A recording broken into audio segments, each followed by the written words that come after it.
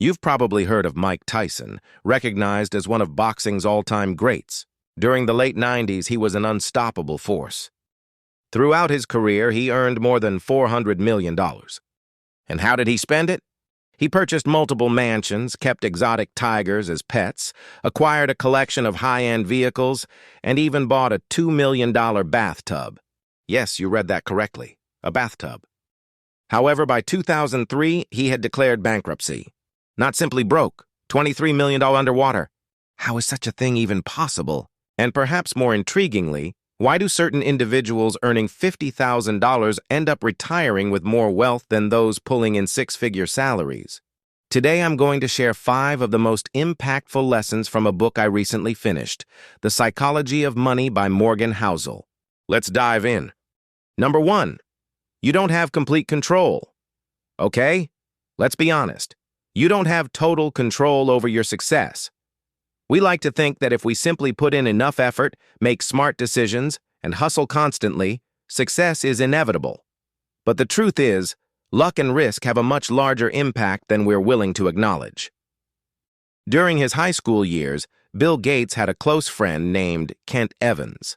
Both were incredibly intelligent, passionate about computers, and shared ambitious visions of creating a technology empire together.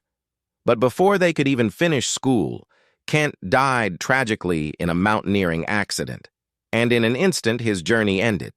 Meanwhile, Bill Gates continued on to become, well, Bill Gates. Bill Gates also attended one of the very few high schools in the nation that owned a computer during the 1960s, an era when computers were extremely uncommon. That single fortunate circumstance provided him with an advantage most people never received. Now, did he put in hard work? Definitely. Was he brilliant? Without question. But would his trajectory have been identical if he'd been born in another location, another era? Likely not. Here's the issue. We observe successful individuals and assume they accomplished X, Y, and Z. So if I simply replicate those actions, I'll achieve success as well. But we overlook the hidden variables, the fortunate circumstances, the valuable connections, the perfect timing. The same applies to failure. Consider Jesse Livermore, recognized as one of history's greatest stock traders. He earned millions, lost everything, recovered his fortune, and then lost it all one last time. The Great Depression destroyed him completely. He went from being among the wealthiest traders in history to possessing nothing. So, what's the takeaway here? Success isn't 100% talent. Failure isn't 100% foolishness. That doesn't mean you should simply surrender and allow destiny to determine your path. No, the message is to recognize that both luck and risk are real forces, and they influence everyone in unpredictable ways. Ultimately, you can't manufacture luck, and you can't eliminate risk entirely. All you can do is make wise decisions, position yourself as advantageously as possible, and prepare for whatever comes your way. Number 2, building wealth versus maintaining wealth. We're fascinated by stories of people who succeeded. The brilliant entrepreneur who transformed a garage operation into a billion-dollar enterprise. The stock trader who wagered big and earned a fortune in no time. The influencer who suddenly exploded in popularity and began earning substantial income. But have you observed something? Many of those individuals lose everything just as quickly, because building riches and preserving riches are 2 entirely separate skill sets. Think about it. How often have you encountered stories of celebrities, professional athletes, or business tycoons going from incredibly wealthy to completely bankrupt? Mike Tyson lost everything by 2003. Nicolas Cage depleted $150 million. Even seasoned investors have filed for bankruptcy after accumulating fortunes. Why?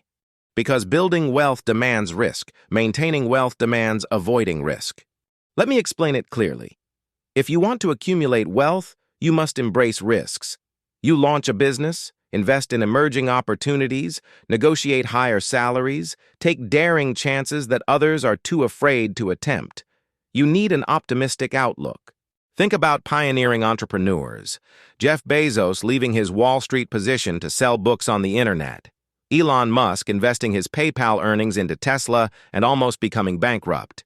Every remarkable success narrative includes a moment where they wagered everything. That's how you enter the arena. But here's where individuals make mistakes.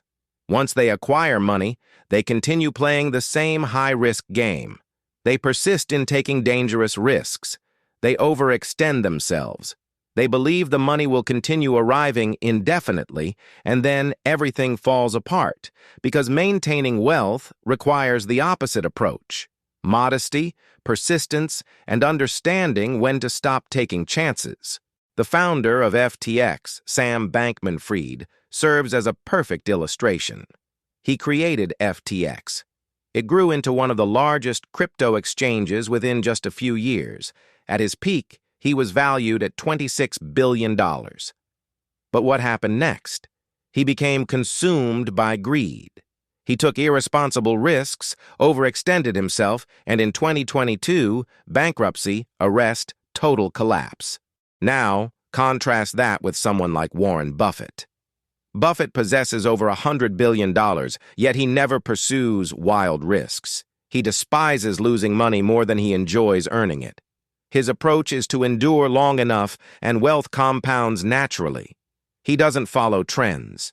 It's not that you must play it safe forever, but you do need to safeguard your wealth sufficiently to allow it to multiply. Because the objective isn't simply to earn money once. The objective is to never stress about money again. And the only path to achieve that is to think long-term. There's a valid reason why most lottery winners end up broke. They believe they've achieved success, so they spend recklessly, invest in questionable ventures, place trust in the wrong individuals. They fail to understand that preserving money demands a completely different mentality. Number 3, save money to buy freedom. All right, let's discuss saving money. I know I just lost half of you. Oh, wonderful. Here comes the tedious stop buying Starbucks coffee lecture, but believe me, this isn't that. See, most individuals view saving money as postponed consumption. Like, I'll save so I can purchase a better car down the road, or I'll save so I can take that dream vacation. And sure, that's acceptable. But genuine wealth isn't about purchasing more possessions. It's about purchasing freedom. Let me pose a question to you. What's more valuable than money? The answer is choices. Authority over your schedule. The capability to decline when you choose to. I know someone who became trapped in an awful job. Unhealthy work environment, excessive hours, nightmare boss. But he couldn't quit. Why? Because he had absolutely no savings. He was surviving paycheck to paycheck, trapped in a situation where leaving wasn't possible. Now contrast that to another acquaintance who saved intensively for several years. When his job started destroying his well-being, guess what? He departed. No anxiety, no fear, just, I'm done. There's a phrase for this, the FU fund. Essentially, it's a reserve of money that enables you to exit bad circumstances. Your job is terrible, you don't need to remain. Your landlord increases your rent, you have alternatives. Unhealthy relationship, you can leave without stressing about expenses, and you don't need to be a millionaire for this. Even possessing 6 months of savings can position you in a vastly different place in life. Most individuals who claim they can't afford to save actually can. It's just that saving isn't thrilling. Spending is enjoyable. You get a new car, people take notice. You share it on Instagram, everyone celebrates you. But saving, no one witnesses it. No one applauds you because you quietly moved $500 into your emergency fund. Most individuals believe getting rich means purchasing expensive items. But in reality, the wealthiest individuals in the world prioritize reclaiming their time, because the greatest thing money can purchase is not requiring more of it. Number 4, wealth is what remains invisible. Back in 2014, there was a janitor named Ronald Reed. Ordinary guy, worked at a gas station, then as a janitor drove an old worn-out car, wore the same outfits daily, nothing extravagant whatsoever. People likely assumed he was barely getting by. Then one day, he passed away at 92 years old and left behind $8 million. Everyone was stunned. Where did this man obtain $8 million? It turned out, while others were showing off, Ronald Reagan was silently accumulating wealth. No one noticed his wealth because it was hidden. Wealth is the money you retain. It's the freedom you're creating, the investments expanding silently in the background, the tranquility that accompanies knowing you're financially stable, even if nobody else recognizes it. Think about it. When someone arrives in a brand new Ferrari, what do we think? Wow, that person must be wealthy. But we don't truly know that. All we know is he spent $300,000 on a vehicle. What we don't see is how much he actually has remaining. He could be buried in debt for all we know. Look, I'm not suggesting don't purchase nice things. You should appreciate your money, but showing off for others at the expense of your future, that's a failing strategy. If you take just one thing from this, let it be this. Appearing rich and being rich are two completely separate pursuits. Appearing rich is simple. Swipe a credit card, finance a vehicle, buy designer clothes. Anyone can accomplish that. Being rich, that's about what remains unseen. If you ever question why some individuals earn six figures and still struggle while others earning far less retire early, it's because of this one fundamental difference. Some individuals purchase possessions, others purchase freedom. Wealth is not your salary. Wealth is not your vehicle. Wealth is the money you didn't spend. That's why individuals like Warren Buffett still reside in the same house he purchased in 1958. Not because he can't afford a mansion, but because he prioritizes freedom over showing off. Number 5, emotions are crucial. Let's clarify one thing. Money isn't just calculations, it's feelings. And that's where most personal finance guidance completely fails. See, many experts discuss money as if it's just cold, hard mathematics. If you just invest in X, reduce Y expenses, and save Z% of your income, you'll be financially secure. But here's the reality. We're not machines. We're emotional beings. And regarding money, being reasonable is more critical than being perfectly rational. And yeah, sure, that's technically accurate.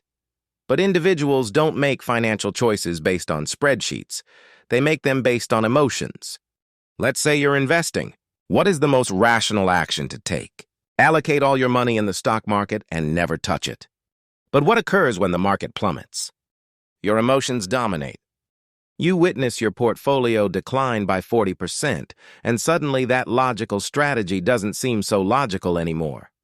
You panic, you sell, and congratulations, you just confirmed your losses. That's why most investors struggle, not because they don't understand what to do, but because they can't manage the emotions that accompany it. Understand the distinction between reasonable and rational thinking. Rational thinking is this investment approach has the highest return over 50 years, so I'll maintain it no matter what. While reasonable thinking is this approach makes sense, but I know I'll panic during a downturn, so I'll keep some money in cash to feel safe. See the distinction? One is flawless in theory, the other functions in actual life. Warren Buffett, arguably the greatest investor ever, doesn't employ the highest returning approach. He doesn't invest in high-risk, high-reward assets like crypto or speculative tech stocks. Why? Because he invests in a manner that allows him to sleep peacefully at night. He remains reasonable, not just rational. That's why he's still participating after 60-plus years. Here's a quick story. I had an acquaintance who was fixated on discovering the optimal investment. He devoted hours studying stocks, consuming every finance book, attempting to maximize every dollar. But you know what occurred? He was so paralyzed by all the options that he never actually invested. He became stuck in analysis paralysis. Meanwhile, another acquaintance just deposited money into a basic index fund and never reviewed it again. Guess who earned more money? The one who actually took action. Discover what functions for you. The optimal financial strategy isn't the one with the highest return on paper. It's the one you can actually maintain. Because money isn't just calculations, it's emotions. And the optimal financial strategy is one that allows you to live peacefully. All right, we've covered a lot, but information without action is worthless. And if this content helped you, do yourself a favor.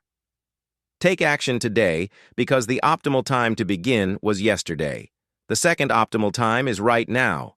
Subscribe to Psychology Secrets for more content. Have a nice day.